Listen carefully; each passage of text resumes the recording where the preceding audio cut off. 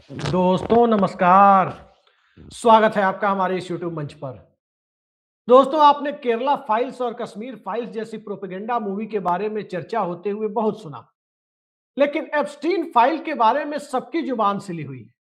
आखिर वो कौन सी परिस्थितियां हैं जिसकी वजह से एप्स्टीन फाइल पर सत्ता के अंदर और सत्ता के सिस्टम के अंदर मौजूद लोग बोलना नहीं चाहते, उसकी जांच नहीं कराना चाहते, जबकि एप्स्टीन फाइल को लेकर चेकोस्लोवाकिया से बटकर बने हुए देश स्लोवाक में सीधे सीधे वहां के राष्ट्रीय सुरक्षा सलाहकार का इस्तीफा हो गया। ब्रिटेन से लेकर अमेरिका तक दुनिया के कई देशों में धड़ाधड़ इस्तीफे हो रहे हैं। भारत में इस्तीफे नहीं हो रहे हैं, जबकि एप्स्टीन फाइल की अब तक जो भारत के बारे में रिपोर्ट आई है, जिसमें भारतीयों की चर्चा होती हुई नजर आई है, यहां तक कि मदद मांगे जाते हुए नजर आई है, उसमें प्रधानमंत्री नरेंद्र मोदी से लेकर मोदी कैबिनेट के मंत्री हरदीप पुरी तक का नाम है, और तो और उद्योगपति अनिल अंबानी तक का जिक्र हो रहा है। फिर भी भारत के अंदर इस्तीफे क्यों नहीं हो रहे? जब केरला फाइल्स और कश्मीर फाइल्स जैसी प्रोपेगेंडा मूवी आई थी, उस वक्त तो बड़े जोर शोर से दिन रात गोदी मीडिया उस फिल्म के ऊपर चर्चा कर रहा था, तरह तरह की डिबेट कर रहा था। लेकिन एप्स्टीन फाइल का नाम सुनते ही सबको सांप क्यों सूंघ जा रहा है? ये बड़ा सवाल है। और सबसे बड़ी बात, जो हालिया मामला है, वो हालिया मामला दरअसल ये है कि एप्स्टीन के मामले में जो सबसे बड़ा, जो सबसे महत्वपूर्ण व्यक्ति बताया जाता है जेफरी एप्स्टीन, उस जेफरी एप्स्टीन को लेकर, उसकी फाइलों को रिलीज करने को लेकर अमेरिका के जस्टिस डिपार्टमेंट ने जब आदेश दिए, वहां की कोर्ट ने आदेश दिए, उसके बाद से जो फाइलें खुलनी शुरू हुई है, अब जो फाइलें खुली है, उन फाइलों पर यदि आप नजर डालें तो दो तीन चीजें साफ होती हैं। हमारी स्क्रीन पर आप देख सकते हैं 5 जून से लेकर 5 जून 2014, यानी नरेंद्र मोदी की सरकार के शपथ लेने के 10 दिनों बाद 5 जून 2014 से लेकर 24 अक्टूबर के 2 ईमेल, कुल 3 ईमेल आप देख सकते हैं, हरदीप पुरी का जिक्र हो रहा है। इसके पहले एक दूसरे मामले में प्रधानमंत्री नरेंद्र मोदी का भी जिक्र हुआ। आखिर सबका जिक्र हो रहा है, मदद मांगी जा रही है, उसके बावजूद भारत में इसकी जांच क्यों नहीं हो रही है? जांच से डर कौन रहा है? राहुल गांधी जो विपक्ष के नेता है, वो कहते हैं कि अब एप्स्टीन ने तो बहुत छोटा खुलासा किया है, असली खुलासे जब होंगे तो बहुत बड़ी बड़ी चीजें सामने आएंगी। और उसके साथ साथ कुछ और चीजों पर यदि आप नजर डालें तो पवन खेड़ा ने 2 ट्वीट बैक टू बैक किए, कल से लेकर आज तक, और उन दोनों ट्वीट पर नजर डालें तो सीधे सीधे हरदीप पुरी से वो सवाल करते हुए नजर आ रहे हैं। क्या है वो सवाल, और क्यों हरदीप पुरी सबके निशाने पर आ रहे हैं? मोदी सरकार उन्हें बचाने में लगी हुई दिखाई दे रही है, और अब तक भारत में इसको लेकर कोई जांच की कोई गुंजाइश बनती हुई दिख नहीं रही है। तो इन सब के पीछे का असली खेल या असली मकसद क्या है? चलते हैं इन सब पर चर्चा के लिए वरिष्ठ पत्रकार और ऐसे ऐसे कई मामलों को देख चुके, कई मामलों पर सत्ता को बनते बिगड़ते देख चुके, देश के और दुनिया के सियासी हालात को ऐसे मामलों को लेकर बदलते हुए देख चुके वरिष्ठ पत्रकार शरद गुप्ता जी के पास। शरद जी, बहुत बहुत स्वागत है आपका हमारे इस यूट्यूब मंच पर। ये बताइए हमारे दर्शकों को कि जिस फाइल को लेकर, जिस एप्स्टीन फाइल को लेकर पूरी दुनिया में धड़ाधड़ इस्तीफे हो रहे हैं, जांच पर जांच बैठ रही है, भारत में कई लोगों के, सत्ता के उच्च उच्च स्तर पर बैठे हुए लोग हो या कॉरपोरेट के लोग हो, सबके नाम आने के बावजूद अब तक यहां पर किसी के कानों पर जूं तक नहीं रेंग रही। असली मसला क्या है? देखिए, हमने सुखोई में, मिराज में जितने भी इस तरीके की आरोप लगे, हमने किसी में कोई जांच नहीं कराई है। जी। पिछली जो जो आप अगर याद कीजिए तो जांचें हुई थी, तो शुरुआत हुई थी जो सबसे बड़ा घोटाला था एक समय में, बोफोर्स, और इसी तरीके के आरोप फॉरेन प्रेस में लगे थे। हम्म। स्वीडिश रेडियो पे एक आरोप लगा था जिसके फॉलो अप में फिर सीबीआई ने केस रजिस्टर किया, छानबीन हुई और बहुत चीजें निकली। हम्म। लेकिन उसमें भी देखिए, जब इस तरीके के आरोप शुरू होते हैं तो बहुत से नाम आते हैं, कुछ सब्सटेंशियल होते हैं, कुछ के खिलाफ बहुत सब्सटेंशियल चार्जेस नहीं होते। अगर आप याद कीजिए तो बोफोर्स केस में जिनके खिलाफ आरोप लगे थे उसमें अमिताभ बच्चन और उनके छोटे भाई अजिताभ बच्चन भी थे। हम्म। और ये एक बड़ा कारण था जिसकी वजह से अमिताभ बच्चन ने लोकसभा से इस्तीफा दे दिया था। उन्होंने कहा साहब मैं इस खेल में नहीं पड़ना चाहता, पक्ष-विपक्ष के, मेरा इस मामले से कोई मतलब नहीं है। तो जी, खैर, आते हैं हम एप्स्टीन फाइल में। जेफरी एप्स्टीन एक फाइनेंसर थे जो 2008 में और उसके बाद 2019 में भी उनके खिलाफ जो आरोप लगे, उनको वो सही पाए गए और उनको सजा मिली और जेल में ही उनकी मृत्यु हो गई। वो he is known as a sex offender, जिन्होंने छोटी जी, बच्चियों का सेक्सुअल दुरुपयोग किया और उनको उनके ज़रिए बड़े-बड़े नेताओं को खुश करने में काम किया। हुँ, तो ऐसे किसी भी व्यक्ति के साथ किसी भी व्यक्ति का नाम एसोसिएट होना अपने आप में बहुत अच्छी बात नहीं। जी, इसीलिए जब पिछली बार जब प्रधानमंत्री नरेंद्र मोदी का नाम आया कि साहब उनका किसी एक ईमेल में नाम है जिसमें जेफरी एप्स्टीन ने वो ईमेल लिखा था और ये कहते हुए लिखा था कि प्रधानमंत्री मोदी 2017 में जब इज़राइल गए थे तो वहाँ पे उन्होंने डांस किया और क्या-क्या किया। हुँ, तो उसपे कहा गया जो MEA ministry of external affairs है उसने ऑफिशियल स्टेटमेंट देकर कहा कि किसी भी सजा याफ्ता व्यक्ति के किसी भी बयान का कोई मतलब नहीं निकाला जाना चाहिए। हुँ, सजा याफ्ता व्यक्ति जिसका कोई लोकस स्टेंडाई नहीं है, उस ईमेल से और कुछ नहीं निकलता। तो वो मामला वहीं खत्म हो गया। लेकिन अब जो है इसमें हरदीप सिंह पुरी जी के अपने ईमेल आईडी से और वो जेफरी एप्स्टीन के जी, ईमेल का जवाब देते हुए और उनकी किसी सहयोगी को वीज़ा दिलाने में मदद करते हुए। हुँ, अब मैं आपको एक एक नाम याद दिलाना चाहता हूँ, पीटर मंडेलसन जी, ब्रिटिश सरकार के मंत्री थे और उन पे आरोप लगा था कि उन्होंने जो हिंदुजा बंधु हैं, भारत के व्यापारी हैं, ब्रिटिश सिटीज़न हैं, वहीं ब्रिटेन में ही रहते हैं। तो कोई ऐसा नहीं कि किसी फॉरेनर के लिए उन्होंने कुछ किया था। एक ब्रिटिश सिटीज़न के लिए उन्होंने पासपोर्ट की इंक्वायरी के पे उन्होंने सिर्फ़ जो एक्सटर्नल अफेयर्स मंत्रालय था, उनको फ़ोन करके पूछा था कि भई वो श्रीचंद हिंदुजा का पासपोर्ट का क्या हुआ? हुँ, और उनका ये कन्वर्सेशन बाहर आ गया कि साहब उन्होंने हिंदुजा बंधुओं को जिनका उस समय बोफोर्स में इन्वॉल्वमेंट माना गया था। हुँ, तो उनको पासपोर्ट दिलाने के लिए इन्होंने पैरवी की है और मंडेलसन को इस्तीफा देना पड़ा था। तो बाहर विदेशों में प्रोबिटी की एक अलग मोरालिटी की एक अलग डेफिनिशन है और भारत में एक अलग डेफिनिशन है। अगर आप याद कीजिए कि जो अमेरिकी राष्ट्रपति थे बिल क्लिंटन, उन पे जी, इसी तरीके का एक आरोप लगा था, जाँच हुई और अल्टीमेटली उन्होंने पहले तो मना करते रहे, लेकिन बाद में उन्होंने स्वीकार कर लिया। उनकी पत्नी जो अमेरिका की वाइस प्रेज़िडेंट रहीं, हिलेरी क्लिंटन, उनके ऊपर क्या आरोप लगा था, जिसकी वजह से उनको इस्तीफा देने की नौबत आ गई थी। उनके ऊपर आरोप लगा था कि उन्होंने वो अपने तो ईमेल की ऑफ़िशियल वजह मेल से के बजाय राष्ट्रपति का चुनाव हार गई थी। एग्ज़ैक्टली वही मैं कह रहा था कि अपने ऑफ़िशियल ईमेल की जगह उन्होंने जीमेल का इस्तेमाल करते हुए, अपने निजी ईमेल का इस्तेमाल करते हुए कुछ मेल किए। तो जी। विदेशों में मोरालिटी की ये डेफ़िनिशन है कि अगर नहीं, आप आप विदेशों की बात कर रहे हैं सर। भारत में भी ऐसी चीजें रही। आप देखिए जैन डायरी में जिनके-जिनके नाम आए सबके इस्तीफे हुए। सत्ता पक्ष से लेकर विपक्ष तक सबके इस्तीफे हुए। लेकिन फिर बात वही आती है कि उनमें से कितने लोगों पे आरोप सिद्ध हुए? सारे के सिद्ध सारे हुए छूट या गए। नहीं हुए, देखिए सिद्ध हुए या नहीं हुए लेकिन इस्तीफे की परंपरा रही है। नहीं, भारत में अब आरोप तो आप मी टू कैंपेन के एक दरमियान एक मोदी सरकार के मंत्री पर भी लगे। उनका भी इस्तीफा हुआ। मैं दूसरी और चीज़ बाद कह के रहा हूँ। दौर में राजनाथ सिंह कहते हैं कि मोदी सरकार में इस्तीफे नहीं होते। और मैं तो देख रहा हूं, पूरा देश देख रहा है कि आज की तारीख में मोदी सरकार में किसी मामले पर, गंभीर मामले पर चर्चा तक नहीं होती।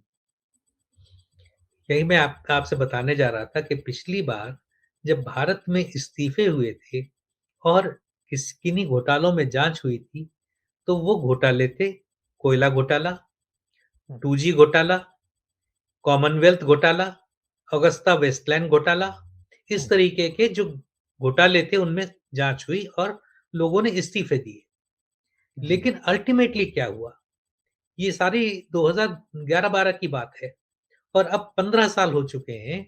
15 सालों के दौरान जितने भी एक्यूज़ थे, जिन लोगों पर आरोप निर्धारित किए गए थे, जिन लोगों को जेल भेजा गया था, किसने भेजा था? मनमोहन सिंह की सरकार ने। वे जी। सारे के सारे आज बाहर हैं और उसमें से ए राजा और कनिमोई जैसे कई नेता मंत्री बन चुके हैं। हम्म। तो राज्यसभा लोकसभा में आ चुके हैं। तो कहने का मतलब ये है कि देखिए उस समय भी हल्ला हंगामा ऐसा किया गया जैसे सारा घोटाला इन्हीं लोगों ने मिलके किया है। ए राजा ने किया है, कोयला घोटाला मनमोहन सिंह ने किया है। इस सवाल तरीके के शरद जी, आरोप थे। शरद गुप्ता जी, सवाल मेरा वो नहीं है। सवाल दरअसल ये है कि पूरी दुनिया में इसको लेकर जो चीजें हो रही है, एक बहुत बड़ा यौन अपराधी माना जा रहा है जेफरी एप्स्टीन को। ठीक है, वो है नहीं है वो अलग बात है, लेकिन उसकी फाइलें जब खुल रही है, उसके ईमेल जब न्यायालय के आदेश से खुल रहे हैं, नरेंद्र मोदी सरकार के मंत्री के ऊपर जो सीरियस एलिगेशन आज पवन खेड़ा ने लगाए, वो अपनी तरफ से तो नहीं लगाए। स्वाभाविक है कि उस फाइल में, उस मेल में जिक्र है कि किसी को वीजा का इंतजाम एप्स्टीन करा रहा है।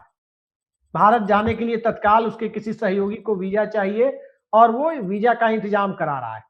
मैं कोई आरोप, व्यक्तिगत आरोप हरदीप पुरी पर नहीं लगा रहा, लेकिन हरदीप पुरी का इतने गंभीर मामलों में जिसको लेकर पूरी दुनिया में हलचल मची हुई है, और हरदीप पुरी का मंत्री पद पर बने रहना, नरेंद्र मोदी का नाम आने के बाद नरेंद्र मोदी की तरफ से व्यक्तिगत तौर पर कोई सफाई नहीं दिया जाना, ये क्या है? अभिषेक मैं जी, पुराने आर्काइव को मैं आप ढूंढ रहा था सर, पुराने मैं आर्काइव को ढूंढ रहा था। लखूभाई पाठक चीटिंग केस में प्रधानमंत्री थे नरसिम्हा राव, उस वक्त उनका नाम आया। उनको भी 4 वर्ड की, एक सेंटेंस और 4 वर्ड की एक प्रतिक्रिया संसद में और संसद के बाहर दोनों जगह देनी पड़ी थी। कानून अपना काम करेगा। नरेंद्र मोदी ये प्रतिक्रिया देने के लायक भी खुद को नहीं समझते, या इस देश के 40 करोड़ लोगों को इस प्रतिक्रिया को मांगने लायक भी खुद को नहीं समझते क्या? उनका भी नाम आया। देखिए, मैं वही कह रहा था कि आरोप लगाना बहुत आसान होता है, चाहे वो बोफोर्स में लगे हों, चाहे 2G और 4G में। हाँ, लोगों के करियर के कुछ साल बर्बाद होते हैं। अब मैं जी, आता हूँ हरदीप सिंह पुरी पे, जहाँ पे आपने बात शुरू की थी। जी। हरदीप सिंह पुरी के ऊपर ये आरोप, ये जो जो चिट्ठी लिखी गई है, जो ईमेल लिखा गया है, वो अक्टूबर 2014 का है। हुँ, उससे पहले वो इस्तीफा दे चुके थे, आईएफएस से रिटायर हो चुके थे और जी, अभी उन्होंने बीजेपी दिसंबर में ज्वाइन की है, दिसंबर 2014 में। हुँ। तो उस समय ना वो बीजेपी के सदस्य थे और ना वो आईएफएस के मेंबर थे। तो उन पे इम्प्रोप्राइटी का आरोप अगर लगता है, तो वो रेट्रोस्पेक्टिव इफेक्ट में जाके लगेगा। नहीं, उस समय मेरा सवाल इसमें ये है, देखिए आप जो बात कह रहे हैं, वहीं पर मैं आपको अभी रोक रहा हूँ। हरदीप पुरी इस्तीफा दे चुके थे, बात सही है। हरदीप पुरी ने उस वक्त तक बीजेपी ज्वाइन नहीं की थी, ये बात सही है। हम भारतीय जनता पार्टी या एक आईएफएस अधिकारी हरदीप पुरी पर कोई कुछ नहीं कह रहे। हरदीप पुरी नाम के व्यक्ति के साथ ईमेल कन्वर्सेशन हुआ, ये तो फैक्ट है। बिल्कुल, अब सवाल यह है कि हरदीप पुरी को भी तो आके बताना चाहिए कि क्या हुआ, किसको मदद दी, और जेफरी एप्स्टीन को वो जानते कैसे थे? कल को एग्ज़ैक्टली। कल को कोई एक कहे कि यौन शरद अपराधी गुप्ता, कल को कोई कहे कि मान लीजिए कि शरद गुप्ता अदनान खाशोगी को जानते हो, कोई ईमेल कन्वर्सेशन सामने आए कि अदनान खाशोगी के साथ रहे, भारत के एक पत्रकार शरद गुप्ता के या भारत के एक पत्रकार अभिषेक कुमार के। खैर, खाशोगी के जमाने में मैं नहीं था, आप उस जमाने में थे। मैं सीधे सीधे आपसे जानना चाहता हूं, आप इस पर कुछ तो बताएंगे कि हाँ, मैं अखबार के सिलसिले में जहां काम करता था, उस सिलसिले में उससे बात हुई, उस सिलसिले में जानता था। कुछ तो कहेंगे कि मैं किस तरह से जानता था। यहां कुछ भी कहने के लिए हरदीप पुरी तैयार नहीं है, ये सवाल है।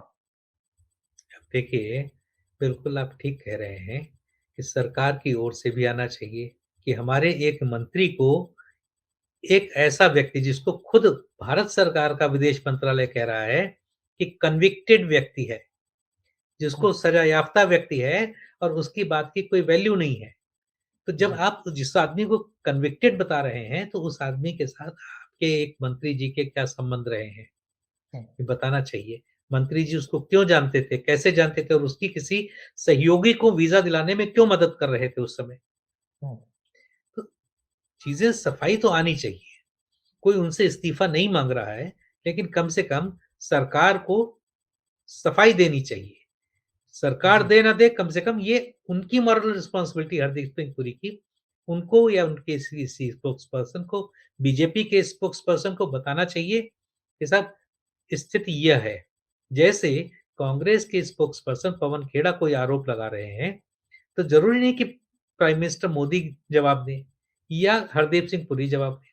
जी भई बीजेपी का स्पोक्स पर्सन ही जवाब दे, लेकिन जवाब तो आना चाहिए, देश की जनता को ये जानने का जी अधिकार है नहीं, ये कि आरोप एक पवन यौन खेड़ा के अपराधी नहीं है, को ये तो ईमेल में जो आरोप है उस पर तो हरदीप पुरी को खुद सफाई देनी चाहिए, या भारतीय जनता पार्टी को या प्रधानमंत्री नरेंद्र मोदी को उनसे सफाई मांगनी चाहिए। बिल्कुल, बिल्कुल। एकदम ठीक कह रहे हैं आप। जी। लेकिन नरेंद्र मोदी से आप कह रहे हैं कि वो सफाई मांगेंगे। सवाल लेकिन ये है कि लेकिन नरेंद्र मोदी का लेकिन खुद का मेरा नाम आया हुआ है, खुद नहीं, का नहीं, नहीं, जिक्र हुआ मैं है। वो देखिए उनका जो ज़िक्र हुआ है वो बिल्कुल अलग कॉन्टेक्स्ट में है। हुँ, वो अलग कॉन्टेक्स्ट में ऐसे है कि उनके बारे में कहा गया 2017 में वो इज़राइल गए थे। बिल्कुल गए थे। हुँ, ये कहा जा रहा है जो जो एप्स्टीन ने अपने मेल में कहा है कि साहब उन्होंने जाके वहाँ डांस किया, गाना गाया। तो अब जी, एप्स्टीन या तो उस जगह पे मौजूद थे, जहाँ पे अगर प्रधानमंत्री ने गाना गाया या डांस किया, जिस चीज़ को विदेश मंत्रालय साफ मना कर रहा है। तो कम से कम मोदी जी पे कोई आरोप लगा और उस पे विदेश मंत्रालय ने स्थिति क्लियर की। हुँ, इसी तरह से हरदीप सिंह पुरी के मामले पे भी विदेश मंत्रालय को चीज़ें साफ करनी चाहिए। जब किसी तरीके का ये कोई जो भी आरोप है, तो साफ-सफाई तो आनी चाहिए। जी, स्पष्टीकरण ज़रूरी है और ख़ास तौर पे जैसे मैंने कहा कि भारत के मामले में जो भारत को कहा जाता है कि हमारे मॉरल स्टैंडर्ड्स बहुत कमज़ोर हैं। हुँ, तो ये मौका है कि जब हम बता सकें कि हमारे मॉरल स्टैंडर्ड कमज़ोर नहीं हैं और हम भी हिलेरी क्लिंटन या पीटर मंडेलसन की तरह अगर कोई आरोप लगता है, तो उसका सख्ती से मुकाबला करते हैं। जी। आप सख्ती से मुकाबला करने की बात तो कर रहे हैं, लेकिन ये बताइए इस देश की सत्ता और कॉर्पोरेट के नेक्सस का ज़िक्र भी अगर इसमें आ रहा है, काफ़ी दिनों से इस पर चर्चा थी और कुछ चीज़ें अब सामने भी आ रही हैं।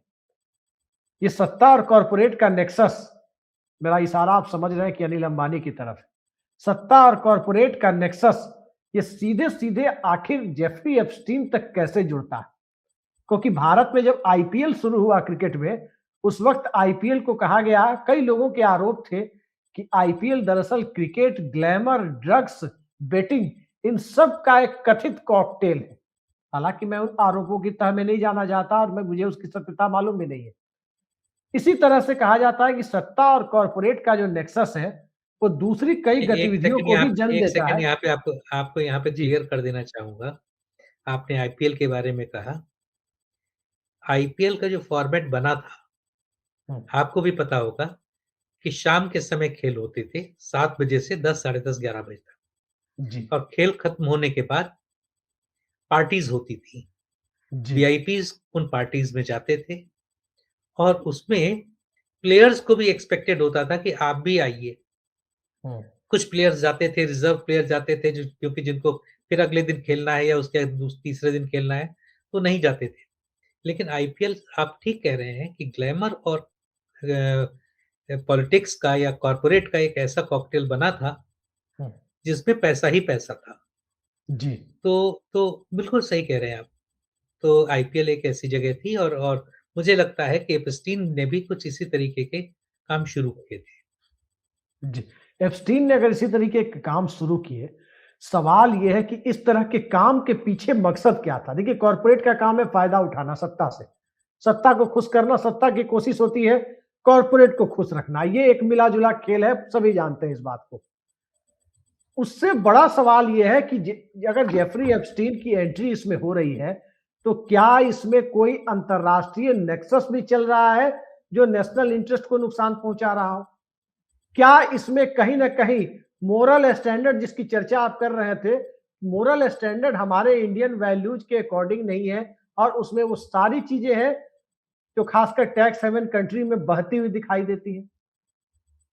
लेकिन थोड़े आप ये कहे भी को ज्यादा देखिए समझ। कि ये भी आप देखिए कि जेफरी एप्स्टीन के मामले में भारत के ही नहीं, दुनिया के बड़े-बड़े लीडर्स, साइंटिस्ट, पॉलिटिशियंस, ब्यूरोक्रेट्स सबके नाम आ रहे हैं। सिंगर्स, है ना? तो अब धीरे-धीरे लोग अपनी चीज़ें क्लियर कर रहे हैं। मतलब भारत के भी कई-कई कलाकारों का नाम आ रहा है। तो अभी दुनिया ही क्लियर नहीं कर पाई है कि जेफरी एप्स्टीन के मामले पर किसका क्या रोल था। अभी जब जैसे-जैसे डिक्लासिफाई हो रहे हैं अमेरिकी जस्टिस सिस्टम से जो कागज़ निकल के आ रहे हैं, उनकी जब जाँच होगी तब धीरे-धीरे पता चलेगा कि हर एक व्यक्ति के एप्स्टीन से क्या संबंध थे। तब तक तो सिर्फ़ आरोप ही आरोप है।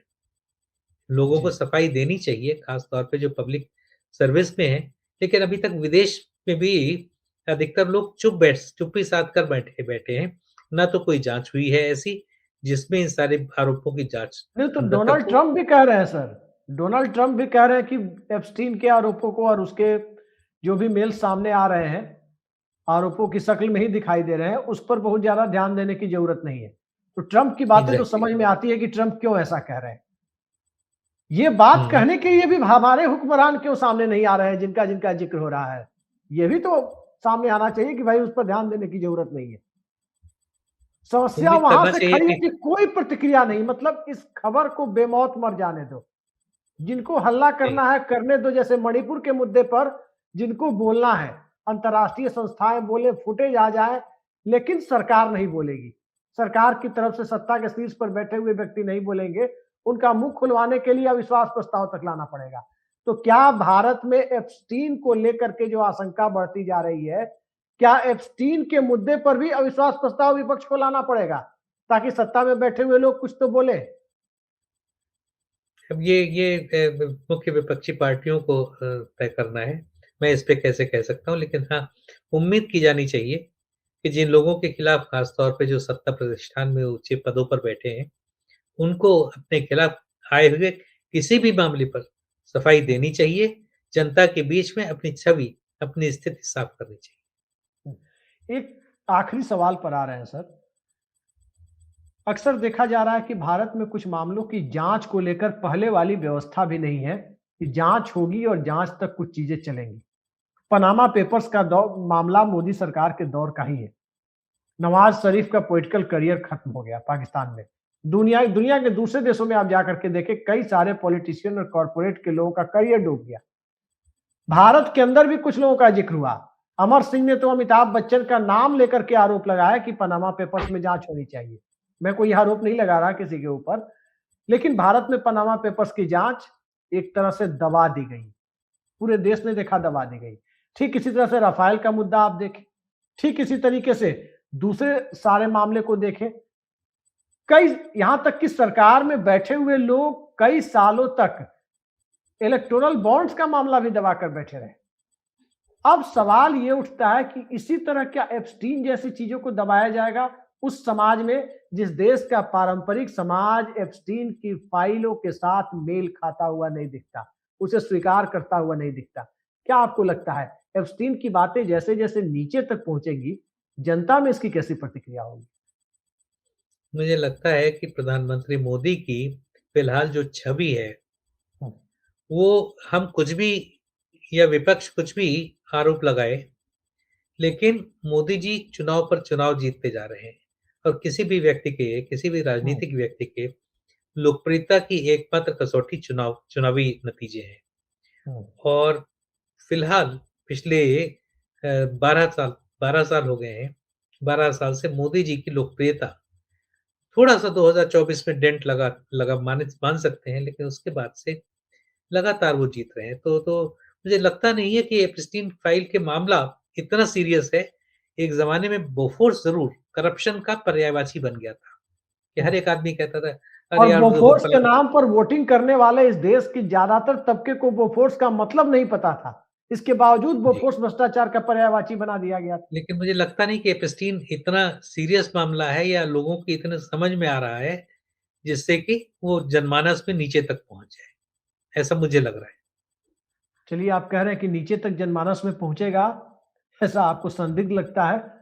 लेकिन भारतीय समाज की जो संरचना है और उस संरचना में यौन अपराध और बाल यौन अपराध जैसी चीजें जब सामने आती है, तो जनता के बीच एक अलग तरह की प्रतिक्रिया देखने को मिलती है। व्यक्ति को लोग संदेह की दृष्टि से देखने लगते हैं और यहाँ व्यक्ति नहीं बल्कि सिस्टम ही जब संदेह के घेरे में नजर आ रहा है, क्योंकि सिस्टम के शीर्ष पर बैठे हुए लोग किसी भी तरह की प्रतिक्रिया देने को तैयार नहीं है, यहां तक कि आलोचना करने के लिए भी तैयार नहीं है, तो कहीं ना कहीं लोगों के मन में भी आज नहीं तो कल आने वाले वक्त में आशंका घर करती जाएगी कि कुछ तो ऐसा है जिसे सरकार छिपा रही है। आखिर कौन सी बात सरकार एप्स्टीन फाइल में छिपा रही है? और सबसे बड़ी बात, जेफरी एप्स्टीन नाम के व्यक्ति को किस मकसद से हरदीप पुरी जानते थे, किस मकसद से कथित तौर पर नरेंद्र मोदी जानते हैं, अगर उसमें जिक्र हुआ है तो किस मकसद से अनिल अंबानी जानते हैं, ये एक बड़ा सवाल है और इस सवाल का जवाब तो कम से कम देश की जनता को निश्चित तौर पर चाहिए। देखते हैं सरकार जवाब दे पाती है या नहीं दे पाती। आज की इस बेहद सार्थक चर्चा में जुड़ने के लिए शरद गुप्ता जी आपने समय निकाला, बहुत बहुत धन्यवाद आपका। नमस्कार।